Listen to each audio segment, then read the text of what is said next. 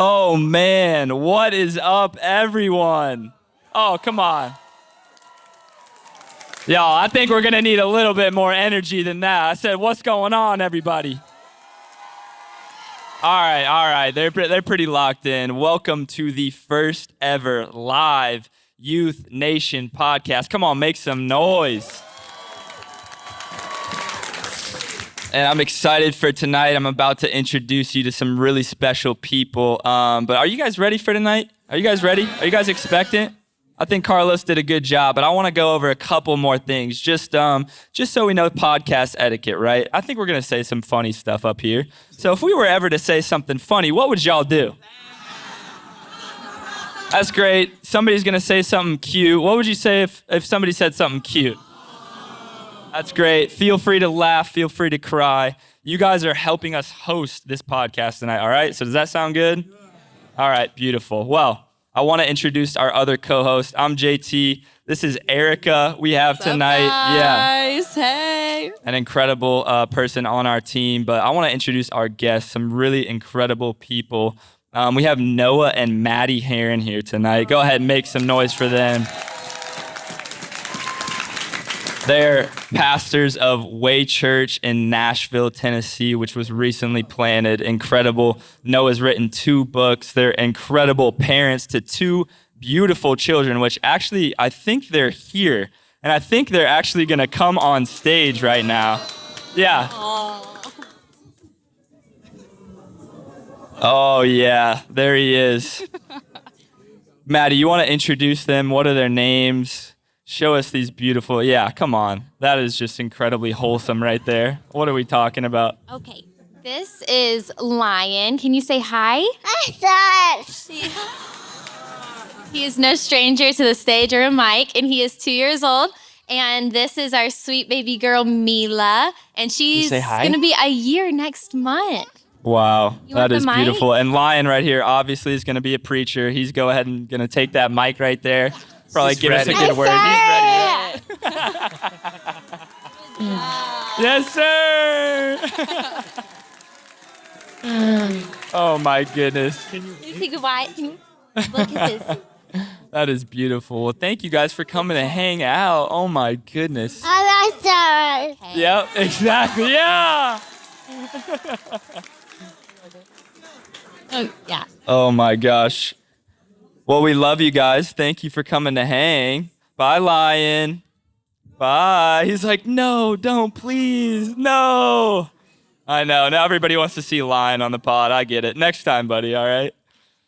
Man, well, we're so excited to have you guys for real. Thank you for taking out some of your time. This guy flew in straight from Dallas. He was preaching out there. Maddy drove up from Nashville and brought the kids. So we're super thankful you guys taking some time and pouring into us. And we're excited to get to know you a little bit. But yeah, again, Noah and Maddy Herrin. Before we jump in, where are you guys from originally? I want to get to know you a little bit before we hop in. I'm originally from Birmingham, Alabama, so roll Tide. Oh, dang. All right. We got some Tide fans in here. Brutal. Oh, Pretty confident. Brutal. Pretty confident. Very confident. dang. Okay, standing ovation over here. I'm from Tampa, Florida, Yes, but sir. Yes, I sir. cheer for God's favorite football team, the Georgia Bulldogs. Hey. It's fun. It's very fun in our house. Yeah, it gets heated. For Yeah, sure. I was about to say that's kind of wild. Are you guys all right? Are you Depends on the year. right? It depends on the year. That's actually crazy. I love that so much. So, you are new church planners. You just planted YTH in Nashville, Tennessee. But I want to back up a little bit before that because we have our juniors and seniors in here tonight. Which, by the way, you guys are awesome. Thank you for coming out to this. I hope you guys Yes. give yourselves a round of applause. I like that. But you also used to lead a college gathering called The Gathering. Funny. And I'll back up to when you were starting that, because I kind of want to hear about that journey of when you were in college, kind of thinking through starting that. Yeah, so I was going to Lee University. I was 21 years old and actually gave my life to Jesus through a YouTube sermon. And shortly after I gave my life to Jesus, I was a part of the basketball team at Lee when I was a freshman. And so I felt like God was like, you need to start a Bible study. And I was like, get somebody else to start a Bible study. Because I just felt so ill-equipped for that. And I ended up just inviting a few of the basketball guys over to my college dorm room. And we read John chapter 4. We ate a family-sized bag of Doritos. And then we prayed for like 30 seconds. That was literally the first one. And I was like, all right, guys, if you want to do this again next Thursday night, we'll do this again. You can bring somebody with you. And I thought for sure that nobody else was coming back. And the next week, we had 32 people show up to my dorm room, and it was more like a dog cage than a dorm room. It was very small. I was so poor in college that when I would walk by the pond, the ducks would throw bread at me. That's how poor I was. That's crazy. And so after that second one, we reserved a lecture hall at Lee University, and we started gathering weekly at this lecture hall, and it went from a Bible study to a full-on college ministry. For about 3 months, I was stealing Judah Smith and Steven Furtick sermons word for word, just getting up there. I just didn't know what I was doing. Like, people just started coming, and by the time I graduated college, we had 300 college students that were coming on Thursday nights. And so the only way to describe it was that God was moving, because it was led by a bunch of 21-year-olds who were just hungry for the Lord with no ministry training, no ministry background, but the Holy Spirit was enough. And it was a really, really amazing time. That's awesome, man. And before we get, too deep, too spiritual, I heard a little rumor that you potentially were the face of Urban Outfitters at one point. Can you explain that to us? Andrew Livingston, bro. Oh no, yeah, he outed you for sure. No, I used to do adventure photography. That was my job in college. So I would just go and do really dumb things, like in mountains like Asheville, where I would just like find a sketchy cliff and take photos of like my feet dangling off. Do you guys remember when that was a thing? You probably. Yeah. Some of the older people in the room might remember. They probably don't.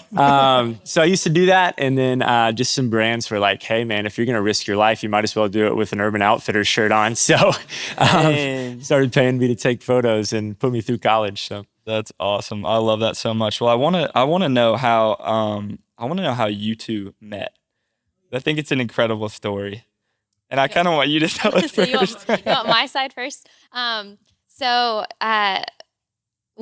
was in Alabama, and I actually worked for a company. I was doing marketing, and actually Andrew Livingston, he's like the sole reason why we are together now. So he did some videography work for my company. We became friends.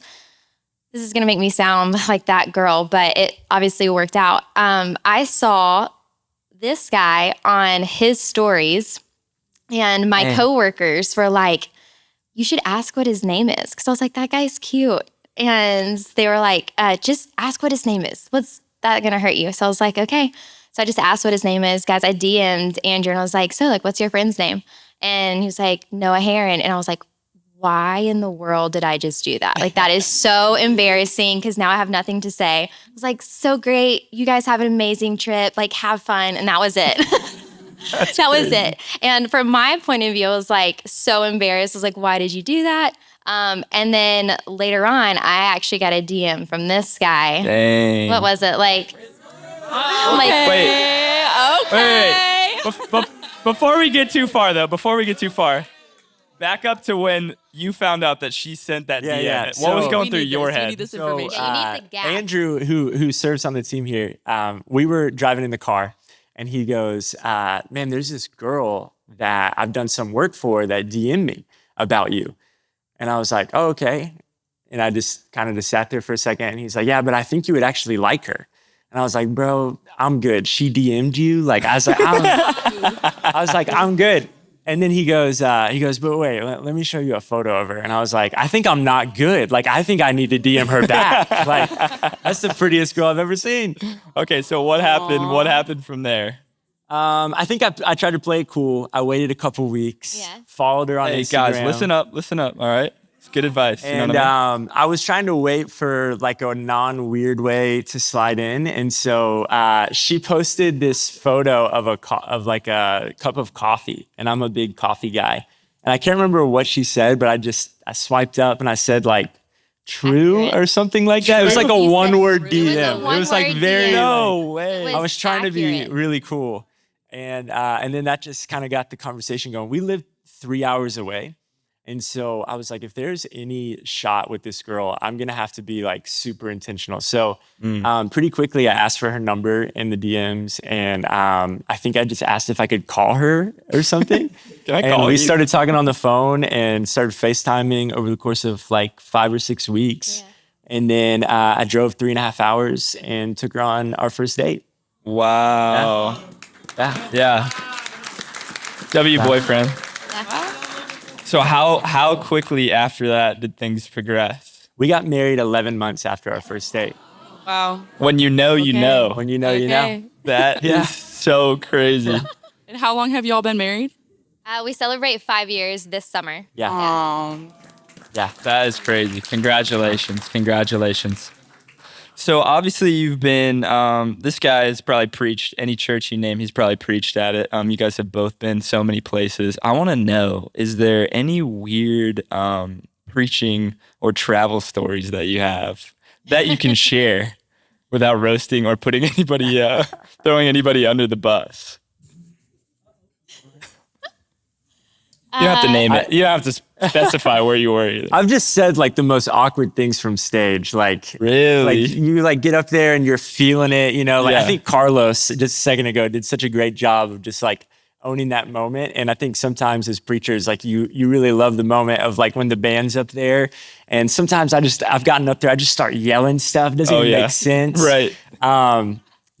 One time I was on stage. I'm pretty sure it's on Worship Fails, so you can go find no. it if you want. But no. We're going to link it I in got the up there and description. I like yelled really loud something that I meant to come out one way and it came out the other way, and it was just it was like crickets because it was No. inappropriate. But I don't even want to say it. No, we can't. I mean, it is our juniors and seniors. You can here, find but- it on Worship Fails. Yeah, if yeah, you yeah. wanna We'll, find we'll it. link Also- it. We'll link it in You've there. also fallen off a stage. Yeah, I haven't fell you? off the stage one time. No. I do this. We Does must this know. thing every single time he preaches, and it makes me just like sweat when I'm on the front row. I'm like, I can't stop staring at his feet because he dangles his feet off of this stage every single time he preaches. Like, And I'm while just you're waiting. standing? I'm like, Yeah, is he gonna there fall? was this. Can I stand up? while I Sure, stand? yeah, There absolutely. was this one time I was preaching on faith, and my bad habit that Maddy doesn't like is I stand like this, like while I'm Oh, talking. yeah. Why? And so That's anxiety right the there. stage Oh, that God. I was on was legit like this high. Like it was in this really big auditorium. And I'm just like going like this. And I just kept getting closer. And I literally went like this and then fell off into the front row. Oh, my Someone catch that you? was like last Like- year. He just kind of Is that also on Worship No, Fails? that's Can we not. find that there? That one's not. Oh so. my gosh, that's incredible. Wow, Yeah, I would say okay. that's pretty good. I would say that's a pretty good one. It was the flap thing for Yeah, most of the people in the that's room. Yeah. crazy. Did you like get injured or are you good? No. I just, I think I like said a joke about, How I do was you come preaching back on from that? Eutychus in Acts 20, and like Yeah. Eutychus like falls out of a window, and so I said something like just like Eutychus. I like jumped up and just went with it. You're such a preacher, man. You're such a preacher. I love it. So we got obviously our juniors and seniors in here, and a lot of transition coming up for them. I think it would be cool to kind of talk about to a young person, and I think a lot of them have expressed their want to do ministry.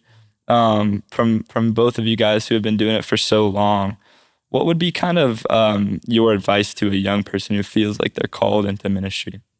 I would say just from a personal story, I felt for a long time like I didn't know what I was called to specifically. Like I knew I wanted to be in ministry in some aspect, but for a long time I started focusing on what I was called to versus the one who called me. And I kept focusing on like the job that I was trying to get or the position or the church or whatever it may be. And it was actually the time in my life where I felt probably the least purpose was because I was focused so much on that, not on God, the one who is calling me. And so I think like and that was such a big part of our marriage too, is the season of my life where like I felt I had no idea what I was called to. And so together it was like, if I could give any advice, it would just be like, don't worry so much about your calling, but the one who has called you, because if you focus on him solely, then it's going to be okay. If you're obedient and just in fellowship with him, then everything else falls into place. I think in the beginning, I focused a lot on gifting and like trying to develop my speaking gift. And I think that that's like a good desire. But I wish that if I could go back, I would have spent more time just falling in love with Jesus. We have this saying that we share with our team that if you want to stand up for God in public, you have to sit down with God in private. And I think when I started, I was so concerned about starting hot, like I wanted people to be impressed by me more than I wanted them to be impressed by God. And I think that that's the temptation early on for anybody who gets in ministry, is like you're hoping that you're ministering to people for sure, but you're also kind of hoping that people like you and that people care about what you have to say and that they think that you're good and all that stuff. And I think the quicker you can kill that part of you, the quicker the Holy Spirit can take your weakness and make it a strength. And so when I stopped trying to sound like other preachers and when I stopped listening to so many podcasts about preaching is actually when I felt like I became a better preacher, because God was the one that was sustaining me, not some imitation game that I was playing. And so I really feel like the key to life and the key to ministry are the same. And it's just that the more you fall in love with Jesus, the rest, everything else shakes out. And that sounds cliche, but it lives really, really good. And so, we want to be finishers, not starters. And so that's what we feel like we're called to be as followers of Jesus. And the only way you finish well is if you fall more in love with Jesus a little bit each day. And so I think if you do that, every single person that you minister to, they'll see that, and you'll be ministering to them out of overflow. And I think that that's the best way to do it. That's amazing. I love that you spoke there about just maybe speaking to wanting influence and wanting not even just fame, but like acknowledgement for what you're doing for God. And we know that the platform is a very flashy thing. It can be very enticing, but what's underneath can be so hidden. It's so easy to put walls up and not let people see that. And so I'd love for you to share with our juniors and seniors when you're looking for that influence, that affirmation from the outside, but you might be crumbling with insecurity or not enough on the inside. What are some of the things that you do to tell yourself or to remind yourself just what God's called you to, or just anything that you feel like you can stand firm on when insecurity or comparison or desire for influence, fame, status might be rising up? I think that too, who you surround yourself with is super important. I think having people in your life that can help speak into you in those seasons and you can be super vulnerable with and like share when you're feeling those ways, because we did that before we got married. Like we always had a mentor that we went to, that we sought out, because they're going to be able to see what you don't see and pour into you and remind you, because you need that reminder constantly, because it is a battle. And now even in our marriage, because it's not like it just goes away, it's still in our life. And so we always have to share like the insecurities, like, hey, I hate to say this, but like right now, like I feel like I just am insecure because I just want the mic. Yeah. And so we're able to help like humble each other in a loving and graceful way. And so I think it really matters who you have surrounded like yourself with to pour into you in those times when you need it. Yeah. And just to build off of that, I'm just reminded that like every person in the Bible that we look at as heroes, like the area of life that God used them the most was often the area they were most insecure in at the beginning.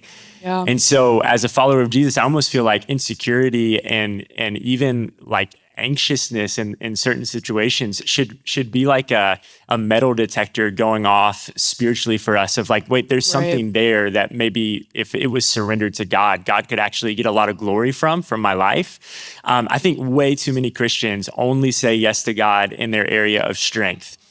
And when you do that, what you're actually doing is you're limiting the glory that God can get through your life. Because people can look at you and they can go, man, they're really talented. It makes sense why that's happening. But when you say yes in your area of insecurity, in your area of weakness, and then God shows up, people go, man, what's going on? You got to tell me what's happening. And you can take a step back and go, man, it's only by the grace of God that's operating inside of my life. That's great. A part of my story is when I was in the first grade, my first grade teacher we had a parent-teacher conference, and she told my parents in front of me that I was either going to need to be homeschooled or go to speech therapy because I had such a bad stutter and such a bad lisp that in first grade, when I would raise my hand to answer a question, I was being bullied. And so that was a deep-seated insecurity that was put inside of me as a 6-year-old of you can't speak, you can't communicate. For the next 10 years of my life, I went to speech therapy 2 days a week, every single Tuesday and Thursday after school. Wow. And it was just like, it was almost reaffirming that lie in my heart of like, you can't speak. People don't want to listen to you. And I find it so interesting. I give my life to Jesus, and the very next week, God's like, speak in front of people. Wow. Whoa. Because that's the way God works. Because he doesn't just want your strength. He wants you to trust him in the thing that's the hardest for you to trust him with. Wow. Because he's either Lord of all of it or he's Lord of none of it. Yeah. And so when you can say, okay, God, I am not good at this and I don't know how to do this, but I'm going to trust you anyways, it's a recipe for God to show up. Wow, that is beautiful, man. I love that so much. I've never even thought about that. Like his glory shining through your weakness even more. Like that's so good. I love that. So we got our juniors and seniors in here, obviously. And I want to talk a little bit about relationships, man. Somebody said, Let's go. Oh, gosh. No, you guys have such a beautiful marriage, and I think it's something I would really like to learn from. Hopefully people out here as well. But one of our values on this podcast is purity, and it comes from Psalms 119. Let me find it here. Here we go. It says, how can a young person stay on the path of purity? By living according to your word. What would you guys say to the importance of purity? I know a lot of times we think about that in like a physical way, but obviously purity can be a lot of different things. So what would you say to that? I'm so passionate about this because a part of my story is I really struggled with lust and specifically with pornography as a young guy. And the lie that I believed for so long was that I could struggle with that and it wouldn't affect my future marriage. Wow. And I would tell myself, it's okay because when I get married, I'll be able to stop. I'll be able to put it away. And I would rationalize it in my head. And this is the truth. It's that if you want a pure marriage one day, it doesn't start when you get married. It starts right now. Yes, that's and so good. You're not just fighting for purity for you. You're fighting for purity for your future spouse. You're fighting for purity for your future kids. Yeah. You're fighting for a household of trust. And if you lie to yourself now, you'll lie to yourself then. And so the thing about sin, and I think especially sexual sin, is that it often shows up and acts like a pet when it's really a predator. And what I mean is you think you can just train it. You think you can just bring it out and put it away when you want to. And then what happens is one day you take that thing out and it starts to feed on you. I've never met a single person who woke up and said, today's the day I'm going to ruin my life. Today's the day I'm going to ruin my marriage. Today's the day I'm going to cheat on my spouse. I never met anyone who was just like, today's the day. But I've met tons of people who slowly but surely compromised over time in private until that sin fed on them in public. Wow. And so I would just say you've got to realize God loves you so much. There's no but coming after that. Yeah. 2, you need to look at your sin not as something that is stressful, not as something that's problem. You need to look at your sin as this is killing me.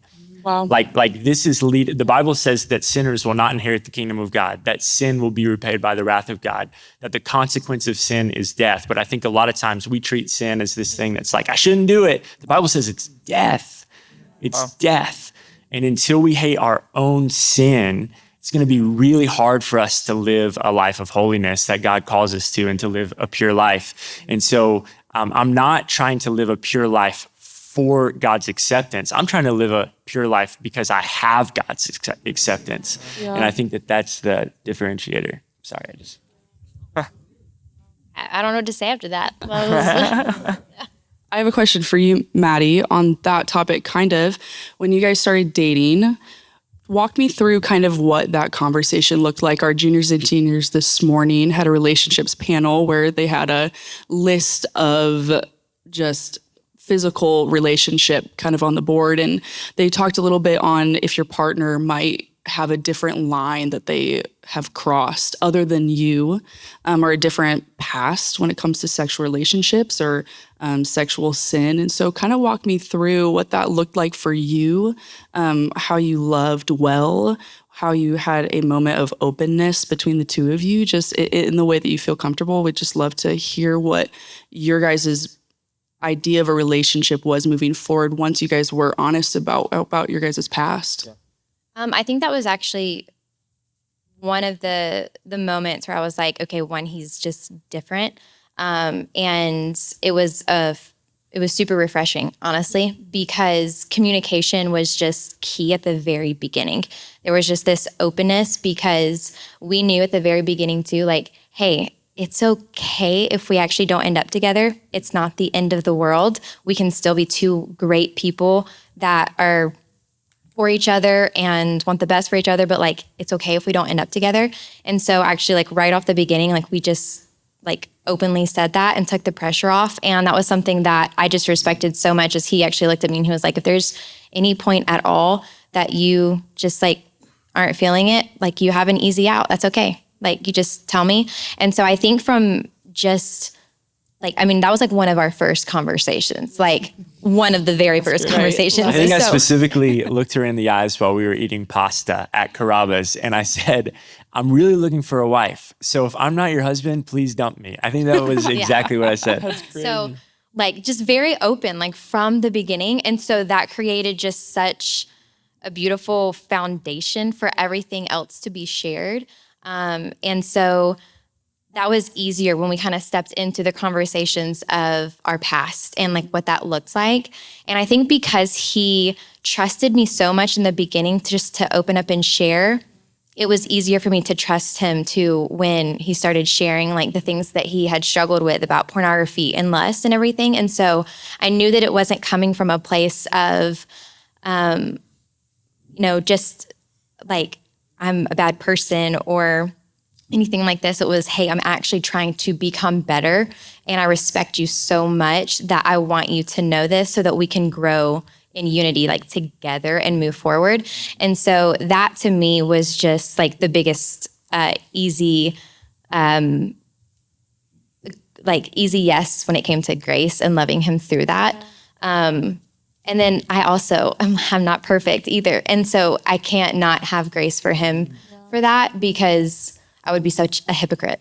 And so I think for us, it was just the consistency of open communication every single time. It's really, really hard when you are dating somebody and then you do like slip and something happens. That's when the enemy's going to tell you, oh, if you share that with them, they'll never forgive you and they'll leave you. And so that's where the enemy's going to continue to just tell you those little lies that Noah was talking about that you're like petting and you're like, oh, it's fine. It's fine. And then it's one day just going to consume you. And so for us, it was like, hey, I understand that this is a struggle. I understand that. That's already out on the table. So when it does happen, let's talk about it. And then from there, it was almost like if it ever did come up, it was just like very few times because the openness in it. That's beautiful. I love that so much. Is this helpful for you guys? Beautiful. Well, we got a couple more questions, but something that we're gonna do, and I want you guys to think while I'm asking these last two questions, is we're actually gonna do a Q&A. So we're gonna have a mic go around, and you guys can ask Noah and Maddy questions. Obviously, we want you guys to help host this podcast. So be thinking while we're asking these last couple questions, and we're gonna have a mic go around, and you guys can ask, and obviously be respectful of them. But last question I want to know for both of you guys, and this has been one of my favorite questions to ask people, is what would you tell your high school self? If you could go back right now and have a conversation with your high school self, what would you tell them? I'm going to stick with dating for a second. Oh, okay. Please do. Because I feel like go. when I was in high school, I was thinking about dating so much. And this is not going to be popular, okay? Give it to him. Come on. So I think that if your goal is to follow Jesus and live a holy life unto the Lord, okay? This is Noah Herron's advice, and you can throw a tomato at me if you hate it. But if that is your goal, I would say do not get in a relationship until you think that you could be married a year from now. Here's why. Wow. If you're not intentionally working towards marriage and a relationship, you're going to be in this hangout phase. And the hangout phase of a relationship is not a phase that was ever scriptural. It's not a phase that good things happen. I've yet to meet somebody who can hang out in the hangout phase with somebody and live a perfect, holy life unto the Lord. Talk to him. Never met that person. Maybe they exist. I just haven't met them. And so what happens is you jump into a relationship, let's say when you're 17 years old or you're 19 years old, you go to college, but you're like, I would never get married, not until I graduate, not until I get a job. What you're setting yourself up for is 5-6 years with a person that is not your spouse, that you're spending time with every day, and you're telling yourself, we're not going to sleep together, and you're telling yourself there's not going to be soul ties, and you're telling yourself this is fine. And it's a huge cultural lie that the devil has woven into young believers that you can do that and that's normal. Marriage is supposed to be holy, and when you're in a relationship, the whole goal should be going towards marriage. And so just hanging out in this relationship is not honoring to that person. It's not honoring to yourself. And so I would say fight the urge to get into a relationship until you're genuinely ready for marriage. The other thing, a way that you can tell if you're ready for marriage, I really don't think it's based on age. There's a couple at our church right now that's 19 years old, and they're married, and they are like some of the sharpest people I've ever seen, and their marriage is flourishing. But I think a way that you can tell if you're ready for married life is we like to compare it to grocery shopping. So have you ever been grocery shopping when you were hungry? Oh, yeah. Oh. Bad idea. You're just My like throwing favorite time to everything in the grocery Oh, cart. yeah. The other day, I went to Publix. Do you guys have Publix in Charlotte? Yeah. I went to Publix where shopping is a pleasure. And I Dang, found out nailed that that. shopping at Publix is also where shopping is expensive. And I was hungry, and I was just throwing in like Gushers fruit snacks. I went there, Maddy sent me there for two things, for milk for our son and for pouches for our daughter. And I spent $220 on groceries. I was buying Perfect bars. I threw in some ribeye steaks because of course. I went like right after a run and I was starving. And I think a lot of people date the same way. So they haven't found love from Jesus yet. Wow. And so they're hungry for love, and they start going to find it in all these other places, specifically relationships. And when you go looking for love and you haven't received love from Jesus first, what happens is you'll take anything off the shelf. And so you'll just be like, you know what? This feels really amazing. And what you're feeling is not love. It's just affirmation from another person. It's attention from another person. And you hop in that relationship, and some people ride that relationship all the way out till marriage, and it leads to all sorts of chaos. And so that was the thing that was the most impressive to me about Maddy. When I met Maddy, I was like, I don't think that this girl cares at all about getting married. Like Like, it sounds crazy, but our first date, I left and I was like, that girl is so content in the Lord. Like, if I told her right now I didn't want to go on another date with her, I know without a shadow of a doubt, she would not be affected in the least bit in her joy. Like, she just had so much joy, so much contentment. And I was like, I need a woman like that. Like, I need a woman who is not going to be dependent on me for her source of joy, who's not going to be dependent on me for her source of identity. And so I would just say, like, instead of trying to find the one when you go off to college right away, why don't you focus on just being loved by Jesus and being content in the Lord, and ask yourself, like, could I be married a year from now? And until that point, man, just be friends. Like, God will work it out. If you like see this dude and you're like, wow, like he's the one, but I can't get married for another 4 years. Well, if it's God's plan, wait for 4 years. He'll work it out. It'll be awesome. She forgot the question. It was so long ago. Wait, what was It the was question? a very long answer. What was the question again? Okay, so if you could go back to your high school self and have a conversation, what would you tell her? Young Maddy. Gosh. I feel like this is kind of a cop-out, but I just would have said like, just stay close to the Lord as much as possible, because I just learned it the hard way. I stayed closer to everything else, I think, but him. And I think that thankfully everything happens for a reason, and God's plan is so divine and so beautiful. But it just took me way longer to get to the place that I needed to get, just because of how stubborn I was. And thought that because I was raised a Christian and that I was surrounded by other people who loved Jesus, that I could like have secondhand Christianity, basically.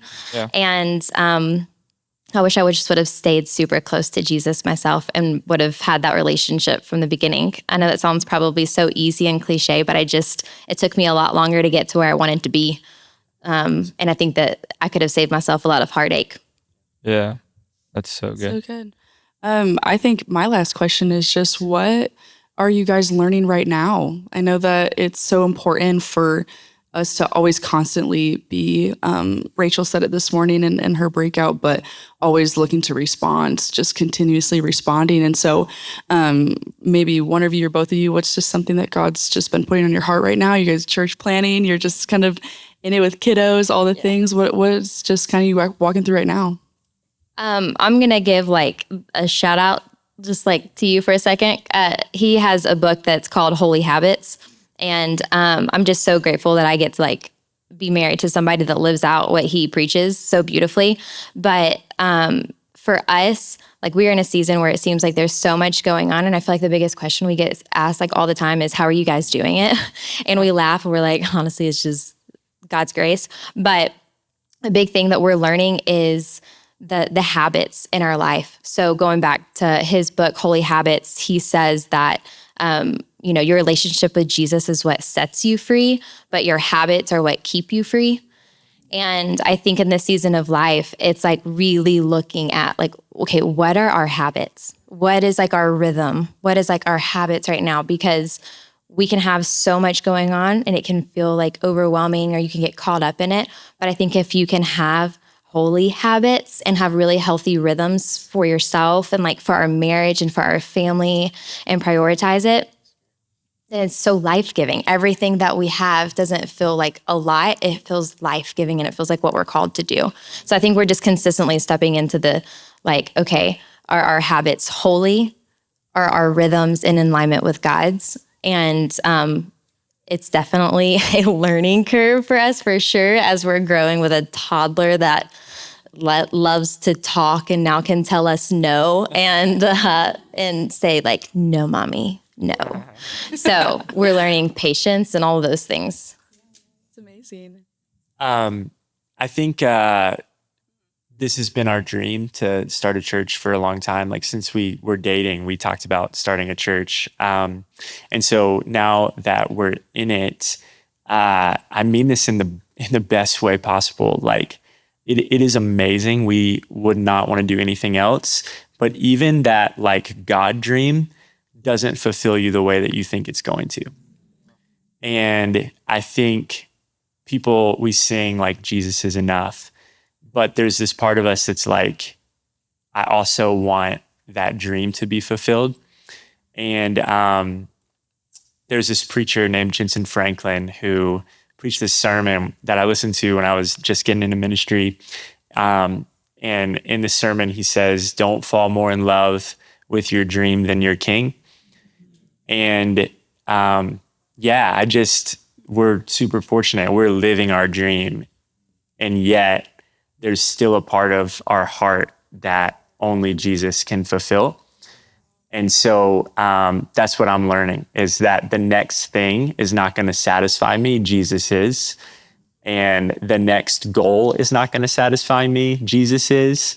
We've got big goals. We're praying for big things. We have big faith.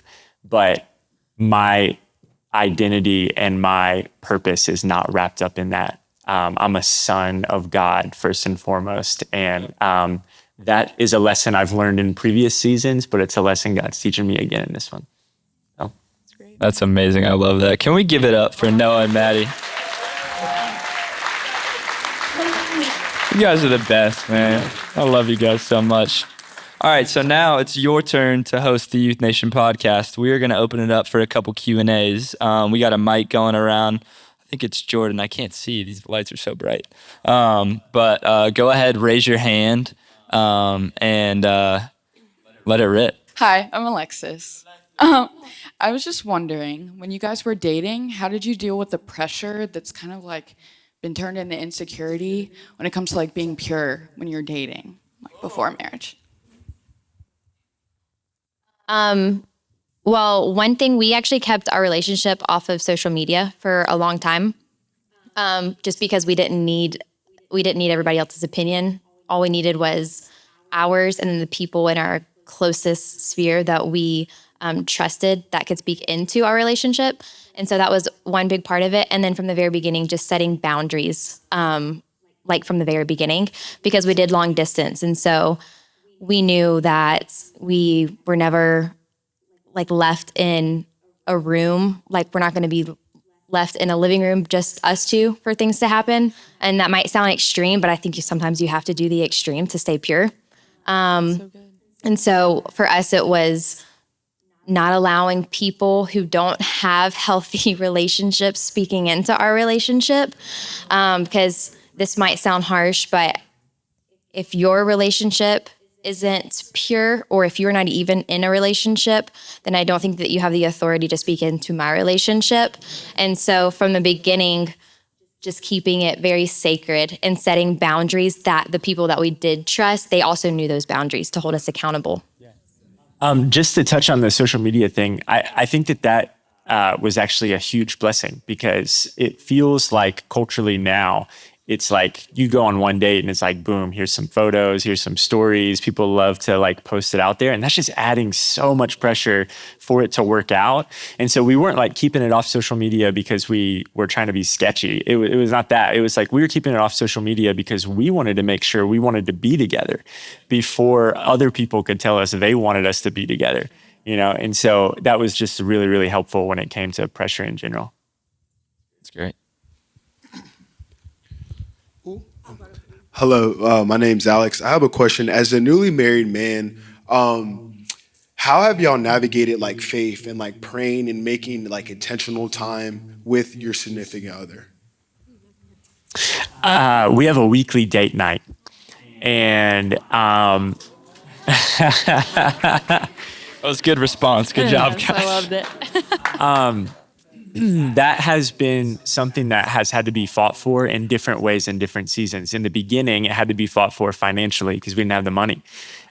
So it was like, well, we can't really go out. So what are we going to do? And we have a photo from one of our first married date nights. We had no dining room table in our house. We had no dining room chairs. We had a coffee table and a couch. That was the only furniture we could afford. And there's a picture of us eating spaghetti, sitting on the floor with the lights dimmed and a candle, because that was our date night and we wanted to make it special.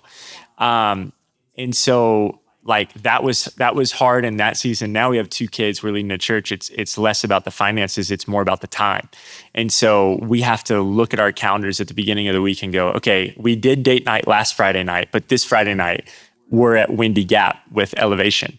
So when are we going to do our date night this time? It's like, okay, we're going to do it Sunday night when we get back into town, and Kate, our babysitter, can come over. And so it's just a lot of like when you're first getting married, I think it's a little, you have an excess amount of time. As it goes along, you're going to have less and less time. And it's just about being intentional and prioritizing fun, like prioritizing dating your spouse every single week for the rest of your life. I mean, I think that one night a week has been the biggest catalyst, not just for like us staying and falling more in love with each other, but I think that's been the biggest catalyst for our ministry too, because the more in love we are with each other, I honestly, like, there have been times when I'm supposed to preach and we've been in an argument, I cannot even go on stage. Like, I am so like, there was one time I was about to preach and I literally just He poured. leaned over to me and he goes, "Can we please just be okay? I can't get up there. Just say that. Just say you forgive me. We're good, right? We're okay." And I was like, "Okay, for Jesus, yes, we're good. Let's go." For Jesus. Yeah. So just prioritizing. I would also just add one small thing, because you're talking about like prayer and like that kind of thing. I think it's like a habit. All the small things. I think sometimes we make it to be like we have to sit down for 30 minutes. We need to read our Bibles together. We need to do that. I think it's just saying like, Jesus is a part of your whole entire day. So he needs to be a part of your whole entire marriage. So anything like, "Oh, I'm a little stressed out today about work. Oh, we're going to stop and we're going to pray for it right now." Just, like those small little things start to build up. And so I think that draws you closer and closer together too, because you are now adding God in the midst of every single part of your marriage, not just the big or not just the financial, not just like the struggles. It's like, "Oh, I can't find my keys. Lord, help us remember where we put our keys because we can't find them." He wants to be in all of it. And so I think being intentional about adding him in every aspect, like really helps create that like bond and it helps you for the future. It's beautiful. Who else we got? My name is The Zion, and my question for you is it wrong to have doubts in your relationship or marriage? And if so, when have y'all doubted each other in your marriage? A lot of relationship questions, eh? Yeah, I really right. want to know. I don't think it's wrong to have doubts. I think it's wrong to let the doubts permeate past a certain point. And so I think what Maddy was talking about earlier with communication, I would need like a little bit more clarification on doubts. Like when we were dating, I was always questioning, going, "Is she the one? I want to make sure that I'm pursuing something towards marriage. Like I don't want to waste her time. I don't want her to waste my time." Once we got married, like since then, I've not allowed the doubt of like, did I make a mistake or anything like that to creep in. That's not something that we don't play with the word divorce. We don't say the word divorce. It's not an option for us.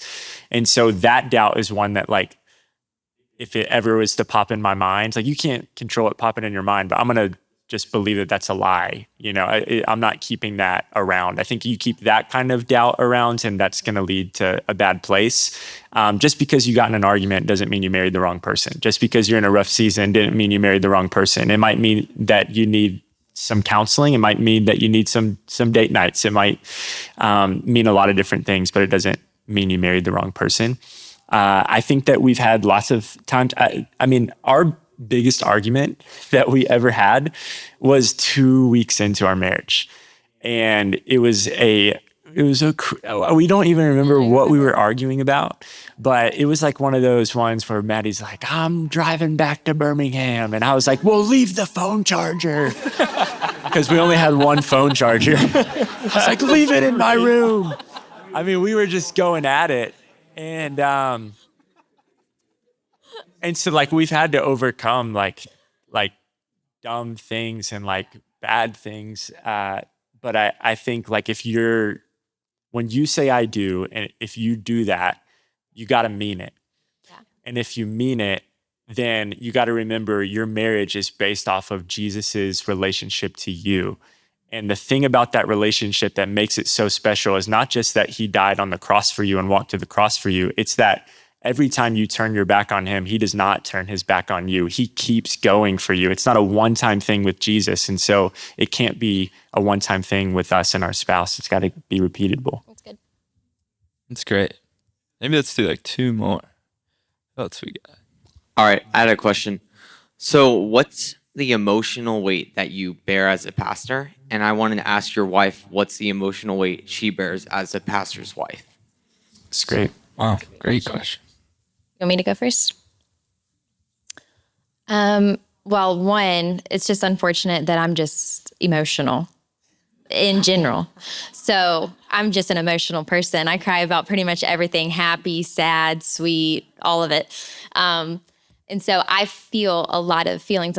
I now confidently say I'm just very compassionate. I think that that's what the Lord has shown me is like, I'm not emotional, I'm compassionate. And so I do carry a lot of that because one, I am protective of him than I am anybody else because we have to fight for each other. And so there's a lot of weight that I carry as a pastor's wife of knowing what I see to be true versus what other people might perceive. And so there's just honestly a lot of prayer time with Jesus. There's just a lot of like, I can only do so much, but I know the one thing I can do as his wife is I can be a prayer warrior because I know that I might not be able to protect him all the time, but I do know that God will protect him. And so I think when the time comes for you to be a wife, or if you like are a wife, the biggest thing that you can do is be so prayerful over your spouse because you can't do everything and you can't defend them over everything, but you can pray for them, and prayer is powerful. And so for me, there's a lot that comes with it, but there's a lot of beauty that comes with it too, just like anything in life. So I look at it as a blessing that I get to pray for him. I might answer this question different in 10 years, but in the first 6 months of being a lead pastor, I would say there is a trust that people automatically give you as a pastor that is absolutely the greatest honor, but at the same time, extremely weighty. And so an example would be if you just went to coffee with a guy and you spent, let's say, 30 minutes meeting someone, there's no chance with that guy that you've spent 30 minutes with, you would confess your deepest, darkest sin to. There's no chance that if you and your spouse are on the rocks and living in different places because you're thinking about getting divorced, there's no chance your first call would be that person that you spent 30 minutes with. And yet, that is often how pastors are treated. There are people right now in our congregation who are hurting, who are going through serious things that I barely know from a relational aspect. Like we haven't known each other long. I haven't been their pastor long. We haven't had dinner together. We're not like deep friends, yet they trust their pastor deeply. And so that's the weightiest thing, is like walking into a room where you know about all the different things that are going on in the room that are heavy, and like the hurts that people are going through, and you're trusted with that. And then you might be getting up on stage to preach about something that addresses that very thing. I think that's been the weightiest thing for me. It's hard to hear people's problems and to not take them on when you know about them in that detail. And so that's something that I'm trying to learn how to do and how to do well, but it's definitely the thing that feels, what the word you use, the weightiest of just like, man, these people trust me with this. How do I steward this well? It's great. Yeah, you can clap if you want. It's a great answer. We'll do one more. All right. I'm Jackson, and my question is, as a dating couple, how did you prioritize God as the center of your relationship? Great question. I think that there are only a few things that you should do dating when it comes to, like, I think you have to be really careful not to do everything together spiritually when you're dating. I think that can actually lead to some soul ties, and you don't know if you're going to get married yet. Even if you like think you're going to get married and you're moving in that direction, or you're doing things the right way, I still think that there's a line there that you have to be careful with. Some things that we did do was like, hey man, this is like what God's speaking to me right now. And like, I would be sermon prepping for our college ministry, and I'd send her stuff that I wrote and be like, what do you think of this? And have you ever felt God speak to you in this way? We were always talking about what the Lord was doing in our life. And there were times we would pray together. And I think that was really great as well. But we weren't like, it's 6 a.m. Let's get up and pray together now. It wasn't like we weren't playing married people, and we wanted to protect that. And so I think the big thing was just like, we were excited about the Lord and would talk to each other about the Lord regularly, but we still had our own individual relationships with the Lord. And by the way, that's how it's supposed to be when you're married too. I just think like now there's nothing that Maddy doesn't know that's going on in my head with the Lord. Like we're just an open book, but I wouldn't do that when you're just dating. It's really good. Awesome. You feel good, Erica? Feel great. First ever live Youth Nation podcast. Let's go. Thanks, guys. Thank you guys. I was in the six, so I had to do the dance.